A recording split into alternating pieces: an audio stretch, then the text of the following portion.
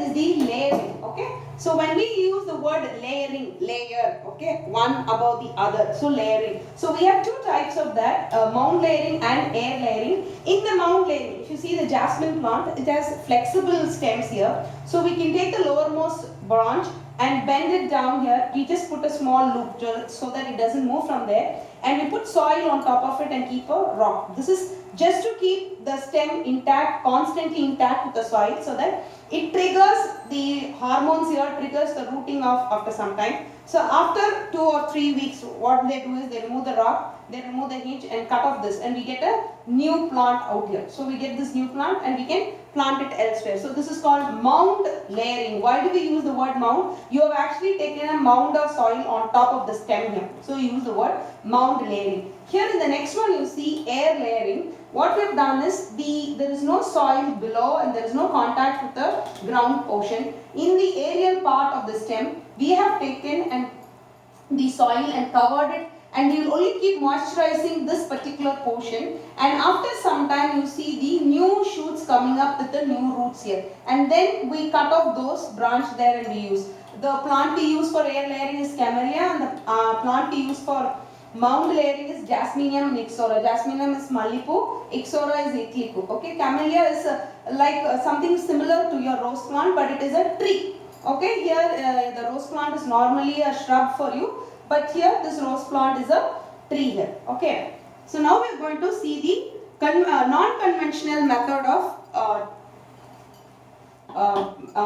growing the plants. Okay, so micro propagation. See the word micro. Micro means very small. Propagation means you are growing many plants. So here, how are we actually doing? We are using the method plant tissue culture. So what are we doing? We can just take one small centimeter of a leaf or a stem or a bud, any part that you get, and we can culture many thousands of plantlets out of it. So you see, regeneration of a whole plant from a single cell or a small pieces of vegetative structures, and that is why it's called as micropropagation. And the principle behind this is totipotency. What is totipotency? Toti means whole, total. Potential is potential of one single cell. Okay, and it is able to. Whether this is possible in an animal kingdom, not possible. It is uniqueness for the plant kingdom. For the plant tissue culture only is possible, but whereas in animal tissue culture, you can't generate the entire organism, but here we can generate the entire plant. We actually start off with one single cell,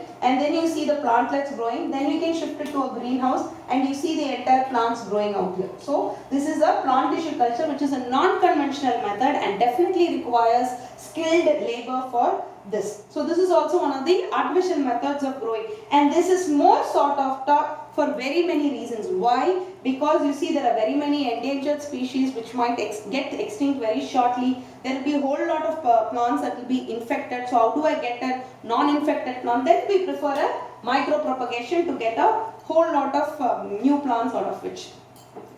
We now go into the advantages of conventional method. Plants are genetically uniform. So obviously I need not worry whether I get a variation, a different banana now or a different mango now. I need not worry about it. So when I am using the conventional method, it is genetically uniform. Many plants are quickly produced. So if you take one potato or when you take one small stem, everything that I am going to produce will be same. And I don't need seeds. I need not worry when they are going the seeds, when it is going to flower. I need not worry about it. In a very short time, I'm going to get the plant here. And the best one is the Solanum tuberosum. That's the potato I said.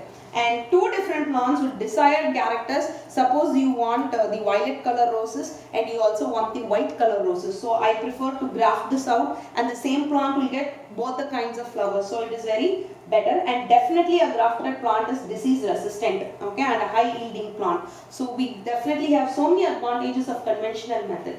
The disadvantage of a conventional method is if we use a virus infected plant, the new plants also will be a virus infected. So matter of fact, any disadvantage there in the mother plant or the parent plant, we will be getting the infection in the same the offsprings also. So we cannot use. So that's the biggest disadvantages. Vegetative structures used for propagation is bulky. Definitely, you see, in compared to a seed, I can have a bag of seed, 1 kg of seed, and I can plot 1 acre. But in the same thing, if you say 1 kg or 2 kgs of potato, I will not get 1 acre. I will definitely need 100 kgs of potato to go for 1 acre. So they are bulky and they cannot be it's very difficult to handle for a larger cases. So these are the two disadvantages of a conventional method. Going on to advantages. So there are a whole lot of advantages of non-conventional. I told you, right, when there are endangered species, and meristem culture can be done. Meristem is the portion where in the growing tips, that is your root tip or the shoot tip, all these tips have the meristems.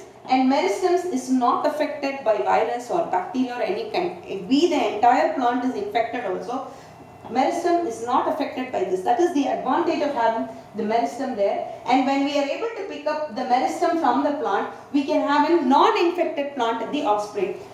That is the disadvantage in the conventional method, because the parent that we are using will be having an infection and the offspring also will get the infection. But here, when we are having an infected plant in our hand, I can just choose a meristem out of it and I can still get a non-infected offspring. So that's the greatest advantage. Here my cells can be genetically modified. Since I am taking a cell, I can go for a protoplasmic fusion, I can go for a recombinant DNA technology. All this can be modified, which is not possible in a conventional method. And the plants can be multiplied very rapidly. Okay, from one single cell, in a month's time I will get one small bulk of tissue. From that same tissue, I can have one whole subculturing lot can be done. In a matter of 6 months, I can get a whole lot of 1,000 plantlets out of this one single cell. So, which is very short when compared to a conventional method.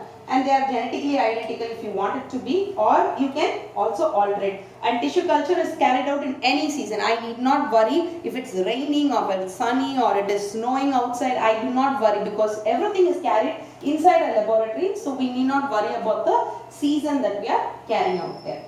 Okay, so that's about the advantages and disadvantages. Only one disadvantage for this is pretty expensive.